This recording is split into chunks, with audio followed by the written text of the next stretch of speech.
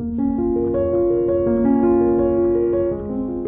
name is Meaghan Dickinson, and I am 43 years old, and I'm 2 years into my journey with metastatic breast cancer. My co-parent actually was the first person I told that I found a lump, and I watched his brain go to a very dark place and then come back as quickly. And he immediately offered to take me to all my appointments, to sit with me at the hospital, to look after our daughter anytime I needed it. He went into action mode for me, and he followed through. He took me to my first diagnostic appointment. He took me to my biopsy. He took me to my surgeon's appointment. He took me to Montreal for a PET scan. He showed up in a really active way. At home, I have an 11-year-old daughter, and she is the greatest kid anyone could ever imagine. She is smart and funny and compassionate and goofy and just an absolute joy to be around. Telling my daughter, the anticipation of telling her was worse than telling her. So on March 9th, 2020, her dad and I walked into the surgeon's office knowing the information we were going to come out with. But we came up with a plan, and went to work the next day and got in touch with her therapist and my therapist and said, can we have a call and have a talk about this? And so we had a conference call, the four of us, to say, how do we approach this? How do we tell a then 9-year-old about what's going on? And they were fantastic. They gave us great advice. And their advice basically was, don't make it a big deal. Just allow her to know as much as she wants to know and ask any questions when she wants to ask the questions. So what we have done is taken it from a point of honesty and transparency. It's a part of daily life now. There are some moments in time where it's more prevalent and a bigger part of the conversation. And there are other days we don't talk about it at all now. And if she's here when we're talking about it, she's in charge. She can say at any point she's done talking about cancer, and we stop talking about cancer. So for her, it's now just a part of life. And that helps me, from her perspective, just say, well, it's just something we deal with and we move on. It was one of the hardest things I've ever had to do, is tell my parents that I had cancer. I watched their hearts break. And I felt like immediately I was going to be a burden on everyone. And they would all have to put their lives on hold to help me and to get me through this. They live about 5 minutes down the road, which is an absolute blessing. I walk with my dad every day.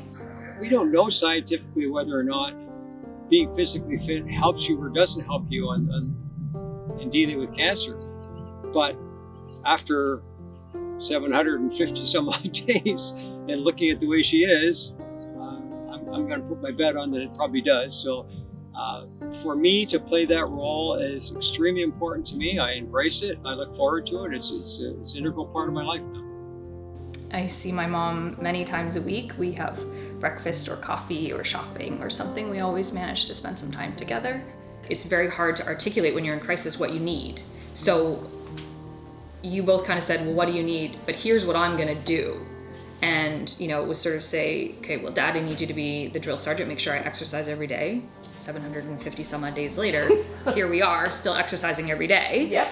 And then you came and said, I'm gonna give you something to look forward to every month. I didn't ask you for that. I didn't even know I needed it.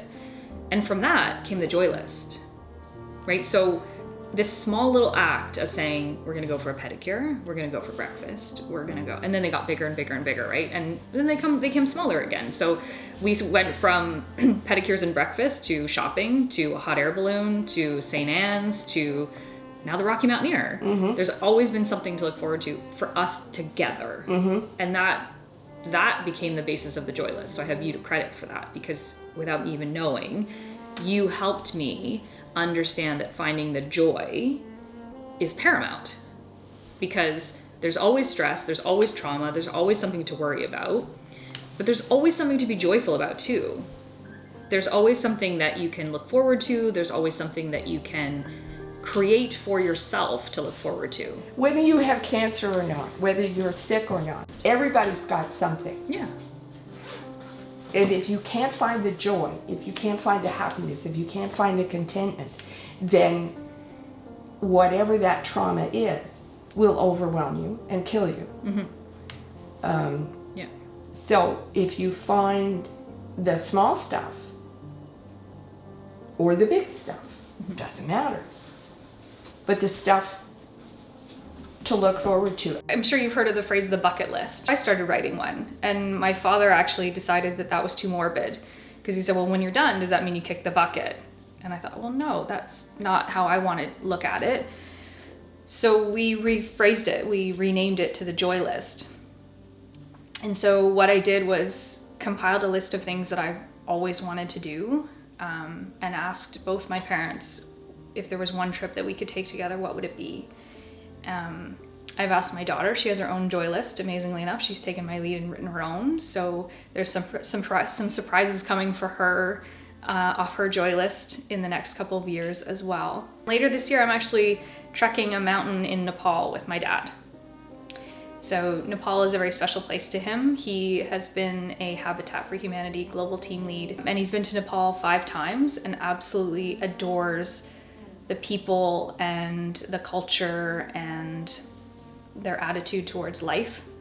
So when we talked about taking a trip, it sort of evolved into this idea of extending our walks and making that part of our trip as well. So we decided to trek Poon Hill, which is 2 days up and 2 days down.